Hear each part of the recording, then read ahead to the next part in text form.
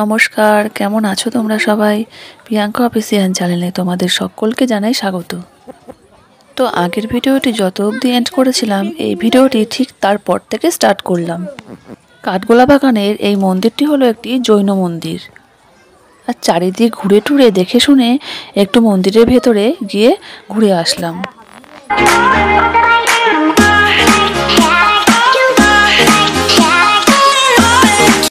আর এরপরেই আমরা চলে আসলাম জগৎ শেঠের বাড়ি। আর জগৎ শেঠের এই বাড়ি পলাশী ষড়যন্ত্রের আঁতুড়ঘরও বলা হয়ে থাকে। আর এই ছিল টিকিট ঘর, যার প্রবেশ মূল্য ছিল মাত্র 30 টাকা। ওখানে গিয়ে শুনি জগৎ শেঠের কাছে নাকি এত পরিমাণে টাকা ছিল যে সেই টাকা দিয়ে নাকি ভাগীরথী নদীর বাঁধ দেওয়া যেত। আর জগৎ শেঠের বাড়িতে একটা গোপন সুড়ঙ্গ ছিল, যেই সুড়ঙ্গ একেবারে গিয়ে উঠেছে কাঠগোলা বাগান বাড়িতে। আর এনার কাছে এত পরিমাণে টাকা ছিল, মুর্শিদাবাদের নবাবদের এবং ইংরেজদেরও নাকি তিনি টাকা ধার দিতেন। আর জগৎ শেঠ কিন্তু কোনো একটি ব্যক্তি নন, জগৎ শেঠ আসলেই একটি উপাধি, পারিবারিক উপাধি। আর শুনেছি জগৎ শেঠ নিজের স্বার্থের জন্য বিশ্বাসঘাতকতা করেছিলেন বাংলার শেষ স্বাধীন নবাব সিরাজউদ্দৌলার সাথে। বর্তমানে জগৎ শেঠের এই বাড়িটি এখন একটি পর্যটন কেন্দ্র। আর পর্যটনদের দেখার জন্য বাড়ির ভেতরে আছে সোনার শাড়ি, রূপোর শাড়ি, আর কিছু আসবাবপত্র এবং অনেক কিছু পুরনো জিনিস। বিশেষ একটি এমন আয়না আছে যে আয়নাতে নিজেকে বাদে আর সবাইকে দেখা যাবে। আর ভেতরে ফোন ইউজ করা বারণ ছিল বলে যেটুকুনি সম্ভব সেইটুকুনি তোমাদেরকে ঘুরিয়ে দেখানোর চেষ্টা করলাম।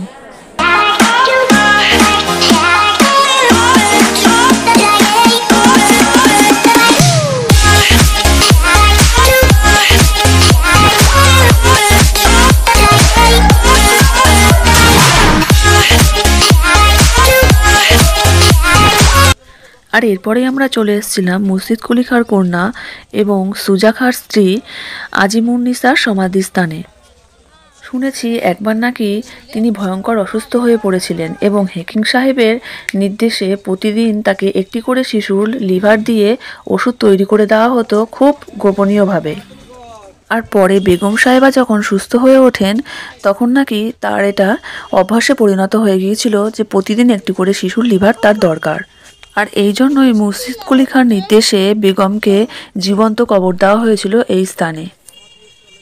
কিন্তু ইতিহাসের তথ্য থেকে জানা যায় যে আজিমুন্নিসা বেগম 1730 খ্রিস্টাব্দে মৃত্যু হয়, ঠিক তার পিতার মৃত্যু 5 বছর পরে।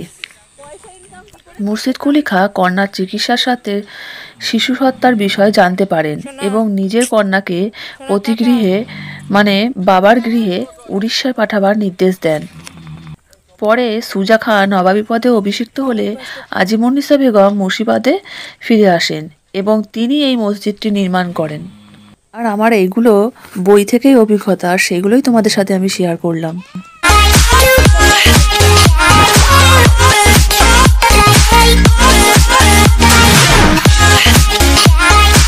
আর এরপরে আমরা চলে এসেছিলাম নবাব মির্জাফর ও তার পারিবারিক ঐতিহাসিক 1100 কবরস্থান, কিন্তু বন্ধ থাকার কারণে আমরা ভেতরটা ঘুরে দেখে আসতে পারিনি।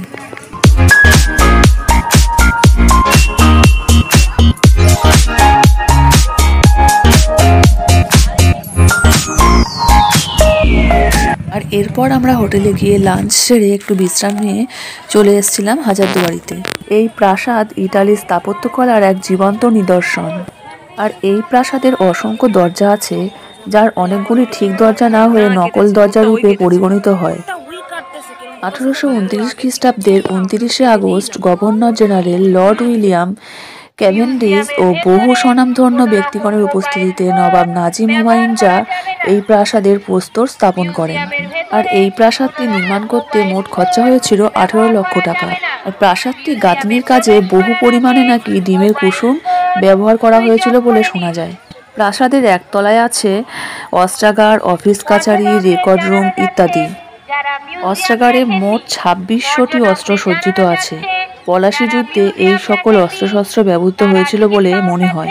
এই ছিল হাজারদুয়ারি প্যালেসের রহস্য। আর এরপরে আমরা চলে আসলাম মতিঝিল। সন্ধে হয়ে গেছিল, তো কী করবো, আজকে রাতটুকুনেই আমাদের মুর্শিদাবাদের লাস্ট। আর সন্ধে হয়ে গেছিলো বলে ভেতরটা ভালো করে আমরা ঘুরে দেখতেও পারিনি, কেননা ভেতরটা অনেকটাই অন্ধকার ছিল। সেই সময় নাকি ওই ঝিল থেকে প্রচুর পরিমাণে মতি পাওয়া যেত, তাই জন্যই ওই ঝিলের নাম দিয়েছিল মতিঝিল। নবাব আলীবর্দীর সময় মুর্শিদাবাদে বহু অট্টালিকা প্রস্তুত করার জন্য নাকি প্রচুর পরিমাণে ইটের প্রয়োজন ছিল, আর যে সমস্ত খাট কাটা হয়েছিল সেই খাতগুলি মতিঝিলে পরিণত হয়েছে। মতিঝিলটি রক্ষণাবেক্ষণের জন্য আলীবর্দী খাঁর জামাতা নওজেশ মোহাম্মদ এই ঝিলের তীরে নিজ পত্নী মেহরুন্নেসার নামে এক অপূর্ব অট্টালিকা প্রস্তুত করেছিলেন। মতিঝিলের ওই প্রাসাদের নাম ছিল সাংহি দালান। তো এটাই ছিল আমাদের মুর্শিদাবাদের লাস্ট সিন সাইট। আর এখান থেকে আমরা হোটেলে ফিরে রাতে ডিনার করে নিয়ে একটু বিশ্রাম নিয়ে পরের দিন সকালে চলে যাব নেক্সট গন্তব্যস্থলে। তো কেমন লাগছে আমার ভিডিওগুলো? আমার ভিডিওটি যদি ভালো লেগে থাকে লাইক, কমেন্ট, শেয়ার এবং সাবস্ক্রাইব অবশ্যই করে দিও। আর কমেন্ট বক্সে কিন্তু জানাতে বলো না যে আমার ভিডিওগুলো কেমন হচ্ছে। তো আবার দেখা হবে একটা নতুন ভিডিওতে।